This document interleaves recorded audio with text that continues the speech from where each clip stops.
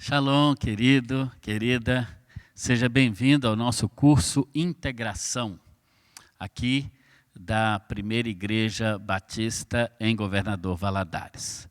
É uma alegria ter você matriculado nesse curso, então seja muito bem-vindo. Esse curso, na verdade, tem o objetivo de inserir você na nossa família. Nós aqui na Primeira Igreja de Valadares temos um lema que é sua igreja, sua família. E é assim então que nós queremos que você possa ser recebido aqui como mais um membro da família. Esse curso ele foi planejado para que você realmente pudesse ter uma base, ver as doutrinas básicas do cristianismo, daquilo que nós cremos. Por isso serão 8 estudos, portanto 8 semanas. Cada semana eu vou postar no grupo de WhatsApp o estudo da semana.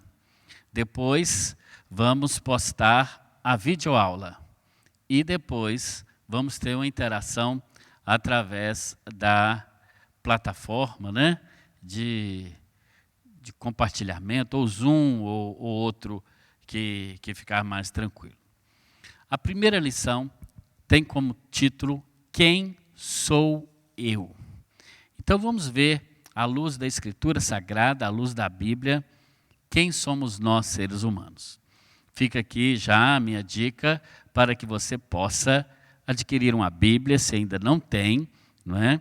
Uma Bíblia, qualquer livraria evangélica que você consegue, ou na casa da maioria de nós, temos um exemplar da Palavra de Deus, a Bíblia Sagrada, não é? Que é o nosso livro-texto aqui do nosso curso, né? E nesse primeiro estudo, você vai perceber que você foi criado por Deus com uma identidade própria e que você, por isso, é importante para Deus, né?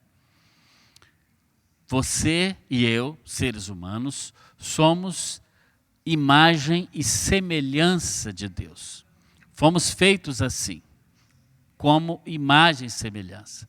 E talvez uma pergunta que muitos de nós façamos é essa: o que é que nós estamos fazendo aqui? Para o que viemos a esse mundo? Não é? São perguntas que realmente têm acompanhado a existência humana ao longo da década, né, dos séculos. Bem, é preciso que você entenda que você foi criado por Deus com um propósito específico. Deus te criou para o louvor da sua glória e te criou como imagem e semelhança dele. No livro do Gênesis, o primeiro livro da Bíblia, no capítulo 1, no versículo 26, nós encontramos a palavra de Deus dizendo muito claramente, quando Deus se prontificou a criar o ser humano. Ele disse, façamos o homem a nossa imagem, conforme a nossa semelhança. Isso nos mostra que nós, seres humanos, somos seres semelhantes a Deus. Em que nós somos semelhantes a Deus? No corpo físico? Claro que não. Deus é espírito. Mas nós somos semelhantes a Deus, então, espiritualmente. Ou seja, nós, na verdade, não somos esse corpo físico que a gente olha todos os dias no espelho. Não. Nós somos, de fato, seres espirituais, como Deus. E como seres espirituais, nós somos imortais desse ponto de vista. O espírito não morre. O que morre é o corpo. Nesse caso, então, nós fomos criados para viver eternamente. Não nesse corpo humano, claro. Um dia vamos morrer fisicamente, mas o nosso espírito permanece. Outro fato que nos faz semelhantes a Deus é a nossa inteligência. Nós somos capazes de pensar, somos capazes de escolher e somos capazes de decidir. Isso nos distingue, inclusive, dos demais animais. Temos também capacidade de nos relacionarmos uns com os outros, não é? É outra capacidade divina que Deus colocou em nós. E para além disso, também somos seres com consciência moral. Ou seja, nós conseguimos julgar, conseguimos diferenciar, por exemplo, entre um ato que é certo ou errado. Independente se servimos a Deus ou não, nós sabemos o que é certo e o que é errado. Isso nós chamamos de consciência moral. Nesse caso, então, todos os seres humanos trazem em si mesmo a imagem e a semelhança de Deus. E é por isso que Deus nos ama. E quando ele fez os seres humanos, não é? Aquele primeiro casal, ele o fez como obra-prima da criação. Ou seja, depois de Deus ter feito todas as coisas, ter criado todas as coisas, ele criou o ser humano. Aquele primeiro casal era um casal perfeito e Deus tinha um propósito lindo para a vida deles. Abra sua Bíblia em Gênesis 1, versículo 28, diz assim: Deus os abençoou e lhes disse: sejam férteis, multipliquem-se, encham a terra. Dominem sobre os peixes do mar, sobre as aves do céu e sobre os animais que se movem na terra. Então Deus criou aquele casal perfeito, livres do pecado, para viver num lugar maravilhoso que Ele mesmo tinha criado, né? E nós sabemos então o que aconteceu depois. O ser humano, movido, né, pelo desejo do seu coração, para satisfazer a sua própria carne, ele então cometeu o primeiro pecado. O primeiro pecado não foi ter comido aquela fruta proibida. Claro que esse foi o ato do pecado. Mas antes de todo o ato do pecado, há de fato a geração do pecado na nossa mente. Quando nós, mesmo antes de pecarmos, deliberadamente nos prontificamos a pecar. E foi isso que o primeiro casal fez. Ele então se prontificou a cometer o pecado da desobediência. Esse foi o primeiro pecado, né? E tentado então por Satanás, ele, ou eles, né, tanto o homem quanto a mulher, pecaram. E assim eles realmente caíram na cilada diabólica, na cilada demoníaca. Junto com esse pecado da desobediência, também vieram, né, algumas consequências, né? Uma delas foi a morte física. Porque como o ser humano iria continuar vivendo nesse corpo físico pela eternidade? Em princípio, parece que foi para isso que o homem foi criado. Tanto é que Deus o tirou do jardim do Éden para que ele não tocasse também na árvore da vida, porque a árvore que ele tocou foi a do bem e do mal. O homem, então, se viu separado de Deus. A palavra separação, do grego thanatos, significa morte. Nesse caso, então, o homem, ele foi condenado à morte física, aquela que todos nós vamos passar por ela, mas ele também foi condenado ali à morte espiritual. Ele morreu espiritualmente. Ou seja, a sua vida que estava ligada diretamente com a vida de Deus, ele deixa de ter essa vida em Deus. Então, ele morreu espiritualmente. E a junção da morte espiritual com a morte física, ela gera um terceiro tipo de morte, e é a morte mais terrível de todas. É a morte eterna. Ou seja, se você está vivo fisicamente, é possível que, se você não ainda entregou sua vida a Jesus, você esteja morto espiritualmente. E se você morrer fisicamente, segundo a palavra de Deus, você estará morto eternamente. Por isso que dizemos que a primeira morte, a física, ela é inevitável. Ela vai acontecer de todo jeito. A segunda morte, que é a morte espiritual, que é a separação de Deus nessa vida aqui que nós estamos vivendo, muitas pessoas que estão aí tomando ônibus, andando pelas ruas, elas já estão mortas espiritualmente, ou seja, separadas de Deus espiritualmente. Então, a morte espiritual, ela é passiva de ser mudada, porque a pessoa pode entregar sua vida a Jesus. Mas o terceiro tipo de morte, que é a morte eterna, essa é uma morte irreversível, porque a oportunidade de Deus para a minha vida e para a sua vida é essa vida. Em Hebreus 11, 27, a palavra de Deus diz, portanto, ao homem está ordenado morrer uma só vez, vindo depois disso o juízo. Nesse caso, então, esses aspectos da morte, eles realmente nos acompanham. Um outro ponto agora da nossa lição é, então, a sua importância.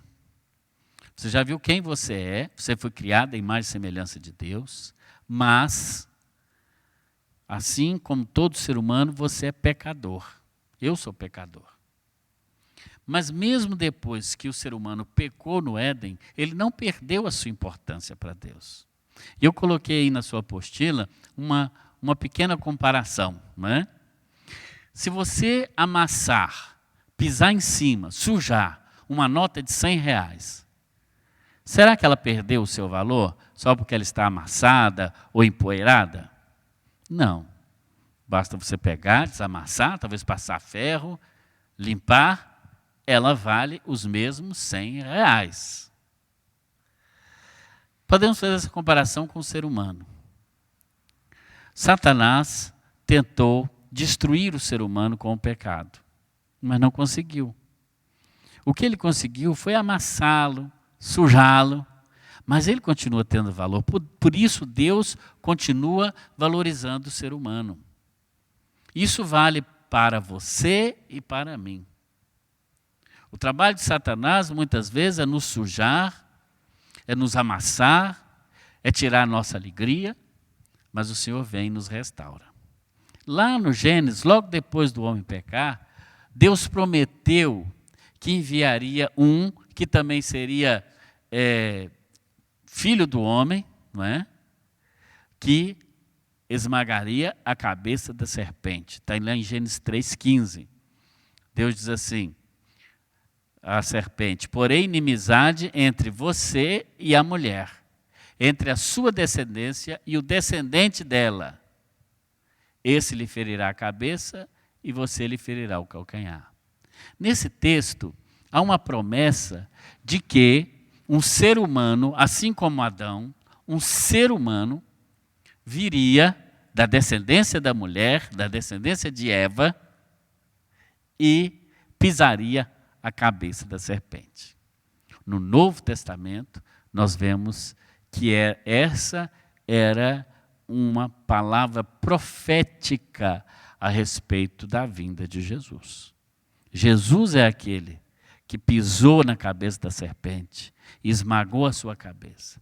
Jesus Cristo foi enviado por Deus para restaurar a nossa condição de imagem e semelhança de Deus. Em Hebreus 1,3 diz assim, o Filho, ou seja, Jesus, é o resplendor da glória de Deus, a expressão exata do seu ser.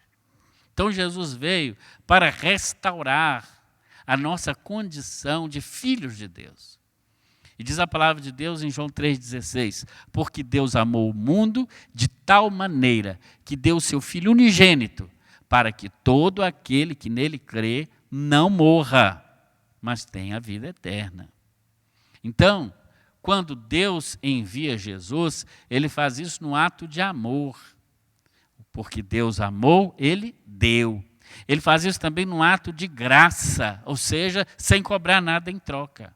Não há nada que nós possamos fazer para ser salvos, a não ser crer em Jesus. Não precisa fazer penitência, não precisa fazer boas obras, não precisa seguir a religião A, B, C ou D. Não. O que você precisa fazer é crer em Jesus Cristo, se arrepender dos seus pecados e entregar sua vida a Ele. Em Efésios 2, 8 e 9, lemos assim, porque vocês são salvos pela graça, por meio da fé. E isso não vem de vocês, é um dom de Deus, não por obras, para que ninguém se glorie. Então, a obra de salvação já está feita. Jesus já morreu na cruz. E quando ele morreu na cruz e disse, está consumado, ele esmagou a cabeça da serpente. Agora, em Cristo, todo aquele que crer é salvo. Mas é necessário que você se arrependa dos seus pecados. Só pode ser salvo por Jesus aqueles que se arrependem e creem no Evangelho. O primeiro passo que você precisa tomar para ser salvo é se arrepender dos seus pecados. Ao pecador reconhecido e arrependido, Deus concede a graça do perdão em Cristo. O Senhor perdoa, né, aquele que se arrepende. Outra necessidade do pecador, a fé. É preciso crer em Jesus de todo o coração. É aquela fé que nós chamamos de a fé salvadora. Aquela que ocorre na ocasião da salvação, que transforma o incrédulo, aquele que não tem fé em Deus, em um crente, naquele que crê para a salvação.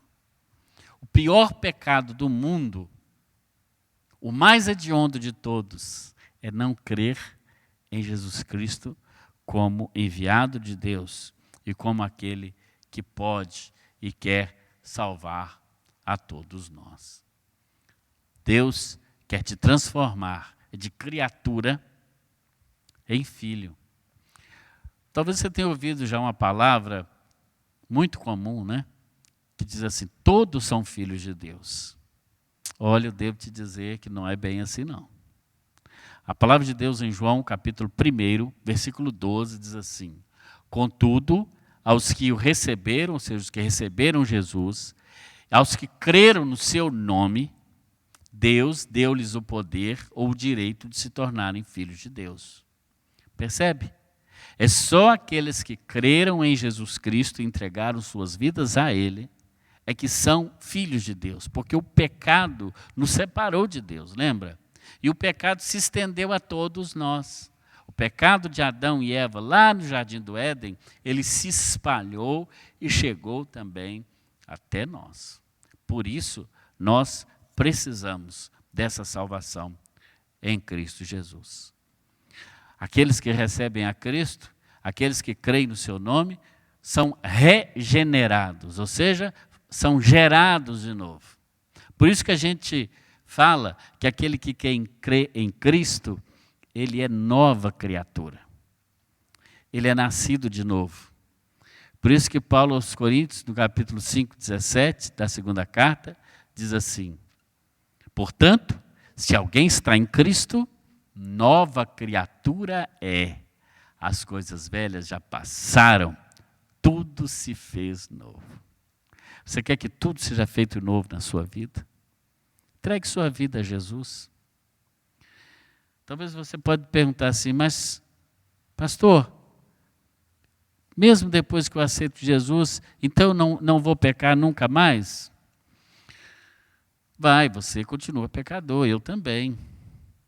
Mas aquele pecado que poderia te levar para a condenação eterna, que é o pecado da incredulidade, ou o pecado de não crer em Deus, esse você não comete mais. Você vai cometer outros, só que agora o pecado na sua vida será um acidente. Ele não será algo que você faz por prazer, como quando você não tinha Jesus no seu coração. É possível que você peque, é possível que eu peque, mas não é esse o desejo do nosso coração. O nosso coração transformado por Jesus, o nosso coração depois que nós cremos em Cristo, ele é habitado pelo Espírito Santo. E o Espírito Santo, ele nos lembra. O Espírito Santo, ele vai interceder por nós. Mais para frente nós vamos ter uma aula sobre o Espírito Santo. E você vai aprender essa maravilhosa presença de Deus que habita em nós. Mas por enquanto, o que você precisa saber é isso. Fomos criados à imagem e semelhança de Deus. Mas lá no Éden, o ser humano pecou, errou o alvo de Deus, desobedeceu a Deus. Mas Deus providenciou um meio de salvação, Jesus Cristo. O salário do pecado é a morte, Mas Jesus já morreu no meu lugar e no seu lugar. E quando nós cremos em Cristo, colocamos a nossa confiança nele, aí ele nos salva. Ele nos gera de novo. Ele nos gera novamente, mudando a nossa velha natureza para uma natureza divina, que é a própria natureza de Deus. Deus cria também novas bases de relacionamento conosco. Agora, Ele nos trata como filhos. E o filho, segundo a palavra de Deus, é herdeiro do próprio Deus. Agora Ele restaura a nossa identidade. Você talvez já teve a oportunidade, como eu, de ter aquele documento de identidade, a carteira de identidade muito envelhecida. A minha carteira mesmo estava muito envelhecida, muito desgastada, aquela foto muito feia minha que eu tinha, e não sei porque parece que toda carteira de identidade a foto sai feia, mas eu estava muito feio, com cabelo black power, antiga, e ela estava muito amassada, aquele plástico saiu, não estava nem dando para ler mais o nome. Aí eu tive que tirar outra. Aí fui, tirei uma foto bem bonita e ganhei uma carteira de identidade novinha, linda, tudo, os nomes todos legíveis. É assim que Jesus faz conosco. Satanás amassou, embaçou, envelheceu a nossa identidade em Cristo. Mas Jesus vem e nos dá uma nova identidade. Agora somos nova criatura. E quando te perguntarem qual é a sua identidade, quando te perguntarem quem é você, ao invés de você dizer o seu nome, sua profissão, filho de quem você é, humanamente, você vai dizer: eu sou um ser espiritual, criado à imagem e semelhança do próprio Deus, que fui regenerado em Cristo. Esse sou eu. Entender isso redireciona toda a sua vida. Que Deus te abençoe. Agora você deve responder as perguntas que estão aí na sua lição, que no nosso encontro, depois você vai poder dar as suas respostas e tirar as suas dúvidas também. Que Deus abençoe a sua vida. Persevere, não desanime. Na sua lição aí também tem a leitura diária, são textos bíblicos que você deve ler cada dia, segunda, terça, quarta, quinta, sexta, sábado e domingo. São textos bíblicos que vão ajudar você a compreender a lição, mas que vão te conectar com Deus. Pode ser que você encontre dificuldade, talvez dor de cabeça, muito sono, mas persevere. Deixe para fazer essa leitura num momento de tranquilidade, que pode ser na hora do almoço ou de manhã, quando você acordar. Levanta um pouco mais cedo, leia o texto bíblico e ore. Ou pode ser à noite, antes de dormir, no horário que você estiver mais disponível, mais atento. E eu tenho certeza que depois desse estudo a sua vida não será a mesma. Deus abençoe a sua vida, em nome de Jesus.